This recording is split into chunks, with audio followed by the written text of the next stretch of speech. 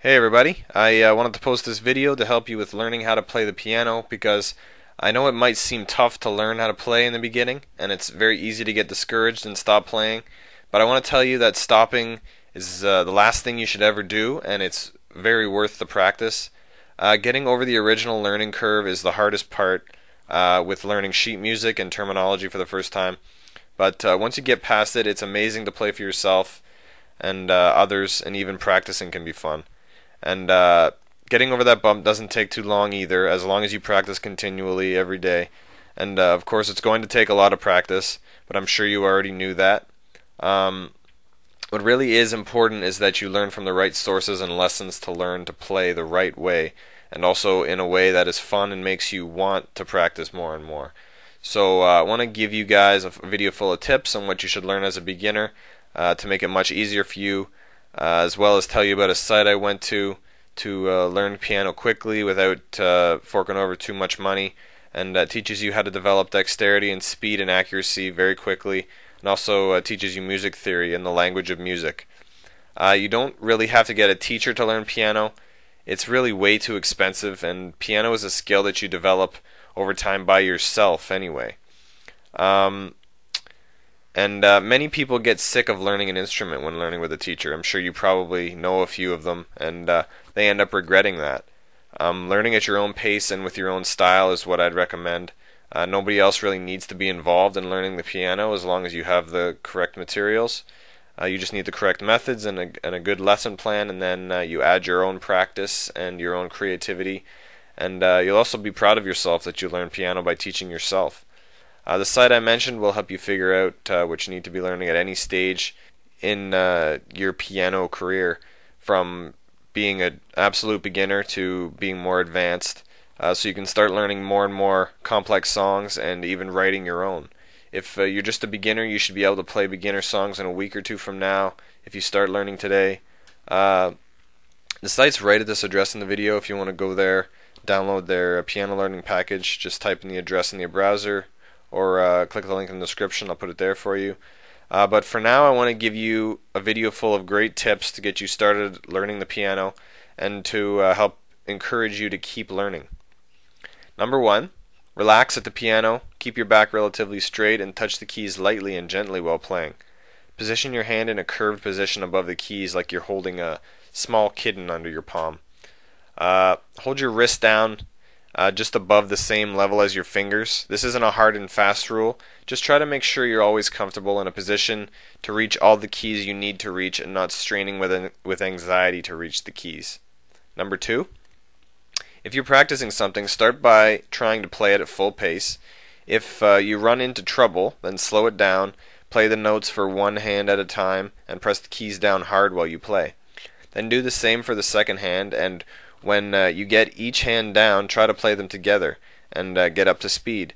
This improves what you might call your muscle memories for the keys, one at a time, so you won't have to think about what keys to press on each hand. It just comes naturally, and you're able to play faster and with more emotion because you can think about how you're playing rather than what you're playing. These muscle memories are called procedural memories, and many are stored in your basal ganglia in your brain, which stores things you do over and over, so they become second nature. Your thinking brain, the prefrontal cortex, has room only enough to think about one thing at a time with any real focus. So you need to outsource coordination to other areas of the brain so there's room to learn more of a song. You do this through repetition, as I said. Sort of like driving. When you start learning to drive, you'd get into an accident if you tried to play with the radio at the same time because you have to think about driving and the radio. After you learn to drive well, it's easy because the coordination for driving is stored in your passive procedural memory. Number three, if your mind is tired from too much learning or stressing over something you can't learn, sleep on it rather than forcing yourself to keep practicing. Your practice technique may break down and you'll be practicing badly. This is a bad idea. Rather, sleep on it and you'll be surprised that you'll likely be able to play what you were trying the next day without any warm-up. Your brain makes neural muscle memory connections when you practice, and when it is allowed to rest, it allows you to use those connections more effectively. It's all about your brain being able to make the correct neural connections from the cells in your brain that decide that you want to play a certain song to the cells that fire in exact sequence to make your muscles in your hand move precisely into the beat. Number 4, tap your foot while you're playing. This one might seem strange at first and tough to do at first, but it's very important, especially when you're learning to play without a metronome. You can also bob your head or something like that, but move a part of your body to the tempo and it will help you. The basal ganglia and cerebellum in the brain are the primary timing areas of the brain, and they're also involved in the coordination of movement. This is a likely reason why moving a large part of your body to the rhythm helps you keep time. You have brain centers devoted to controlling movement over time. There's new evidence that the cerebellum also participates in the provocation and expression of emotions, which may start to explain why music can affect our emotions so profoundly. That's another story, but musicians need to learn to internalize the beat of a song. If you don't, it's easy to stray from the beat and it's obvious to listeners. Also get a metronome as well. It'll help you learn time signatures and keep perfect tempo, of course.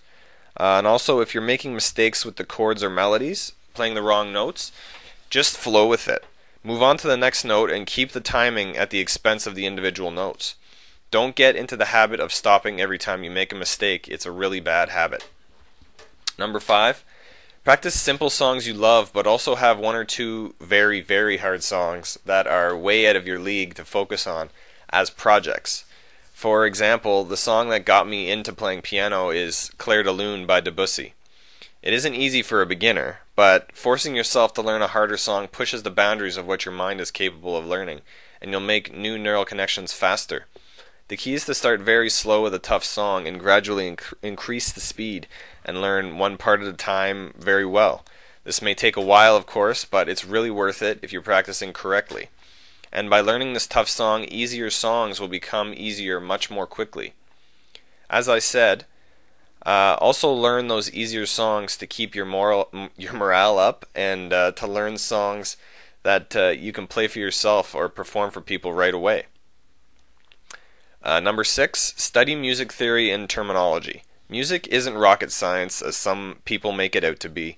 Some of the terminology used in music is just very archaic and sometimes seems very cumbersome and inefficient. It is for the most part, but we're stuck with the system we have for now. Fortunately, once you learn some new names and terms, you'll be fine. Learning theory allows you to understand what's going on in sheet music and will also help you improvise and write songs early on. Whatever you do, don't be intimidated by it. Just start learning a bit about it every day and you'll be surprised by how much you know in just a few weeks from now. Number 7, make sure you experiment and see what you can express on the piano. Great composers learn what notes or chords or progressions sound like what emotions by experimentation. So don't overlook a few minutes at the piano with no sheet music in front of you. Also, experiment with playing music you know by ear. Just think of a song you want to play and try to play it. This will give you a heightened sense of musical intervals, the distance of one note to the next, and will make your playing flow much more smoothly. You'll be able to sight read music more fluidly once you get better at playing by the ear too. Really incredible musicians are obviously hard to come by, and people who listen to them really look up to them and revere them. Musicians like that are artists who create their own style and surprise people with new amazing sounds to listen to. The people may not know why they like it, but they do, and it has an emotional impact on them. Imagine being able to create music that has an emotional impact every time people listen to it, whether it's your family, friends, or at a concert, or on the radio. Would be really great, right? I think so. All you need to do is create a song and it can last forever because it has the potential to impact people like that. You'll also be able to play new and classic songs by your favorite artists for yourself or as a cover to play for others. It's fun to put a unique spin on a classic song. You really just need to learn the right way to practice so that you'll always love playing and you'll also progress very quickly. The only real secret to learning the piano as far as I'm concerned is consistent practice and learning from the right source that will show you the correct professional methods to learning while also keeping you interested. If you want something like this, I really got to recommend the site I told you about before.